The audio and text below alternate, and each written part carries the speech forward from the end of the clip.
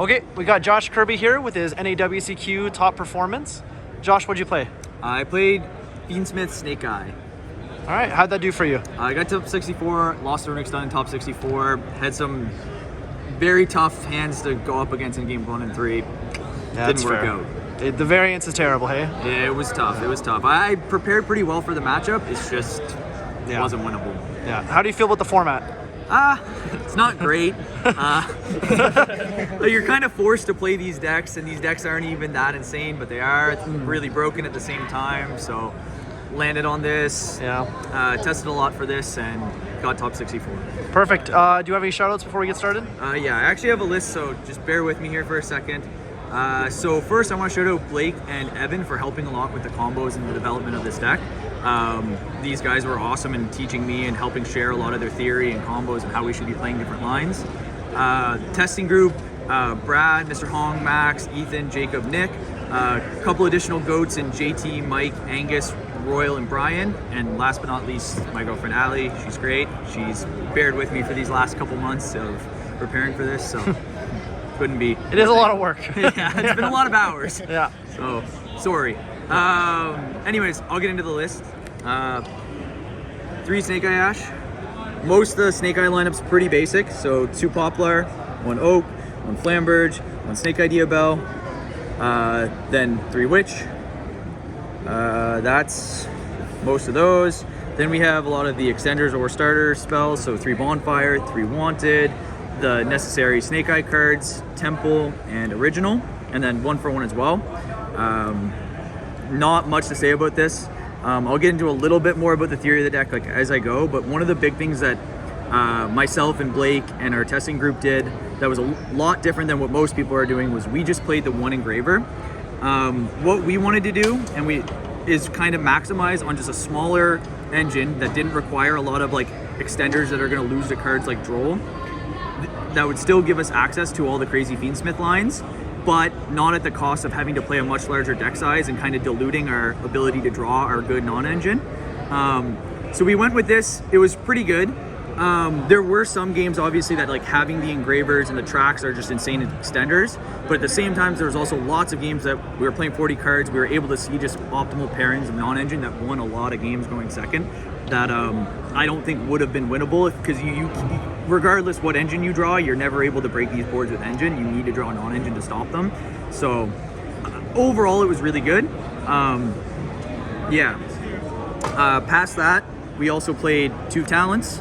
So these were, again, we were playing 40 cards. We wanted to just make sure our hands were as playable as possible going first, as well as playing like the main non-engine that you have to play that is better before the quality of the card starts to drop. So 3 Ash, 3 Veiler, 3 Nib, the 2 Bystials, Magnamut and Druis, and the 3 Imperm. So just 40 cards with basically all the basic cards, but a lot different than the standard list just because we played the 1 engraver.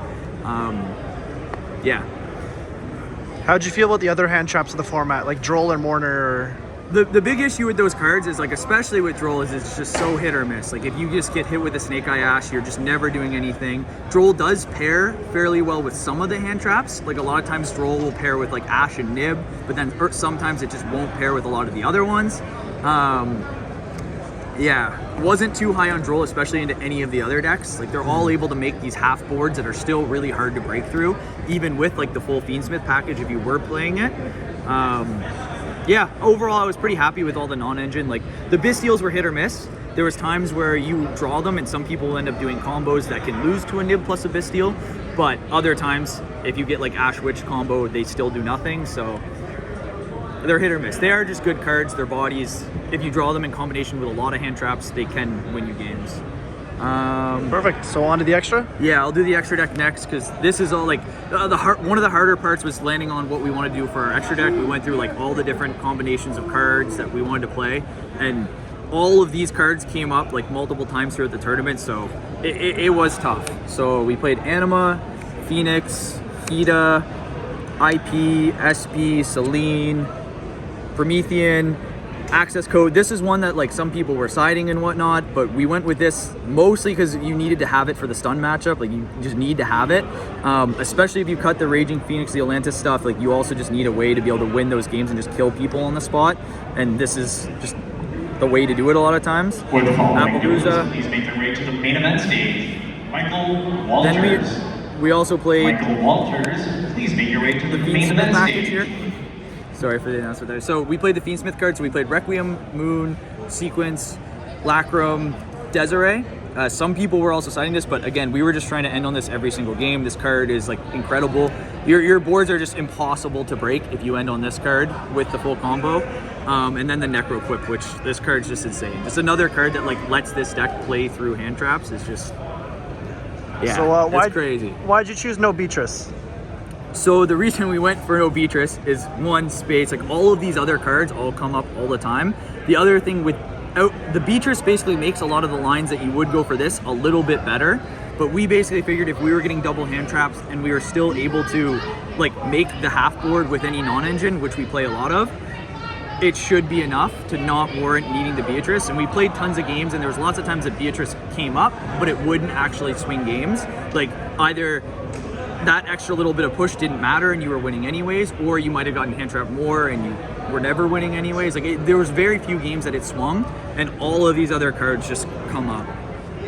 Like every card in this extra deck was made through at the tournament multiple times, which is crazy. I don't think I've ever had a deck where I've made, like every time I play this deck in a tournament, you're making every card multiple times. Yeah. It's kind of crazy. You can play games that end with like 4 cards left in your extra. Like, yeah, it's like, exactly. And just every match you make all the cards. Like, it's nuts. It's never happened in a deck. And then onto the side deck, 3 Mulchummy. I think this is going to be played in every list, at least as long as Snake Eye's alive. There's so many games where you just like draw it, and they make games that like any other card could never win you a winnable game, because it can just draw you like more non-engine and engine. So it's not like it just allows you to hand trap people like 3 times and then still have 2 to 3 engine cards, which just isn't possible without this card. And that's the only way you're winning a lot of times against these decks.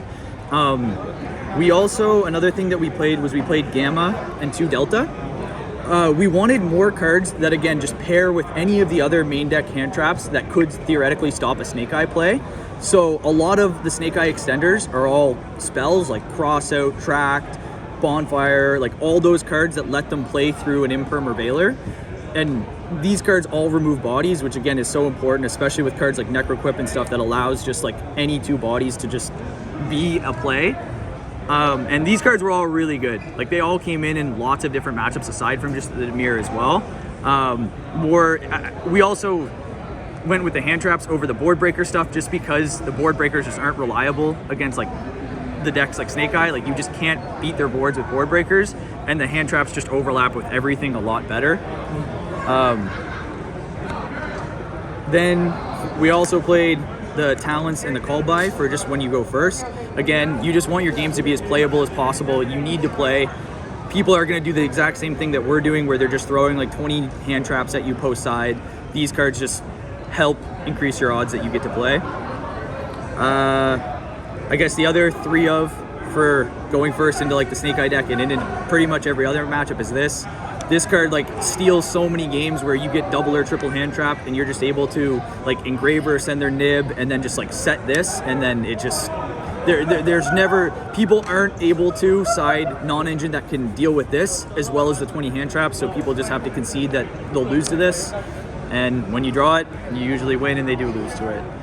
And then last 3 Cosmic, mostly just for the Runick Stun matchup. There's other matchups where like it's all right to board in going first and second. Like against Tempai, it's not terrible. Against the U-Bell deck, when you pick first, it's not terrible because it hits all their really good starters. Yeah. Perfect. Well, thank you for the list, Josh. Any last comments from you?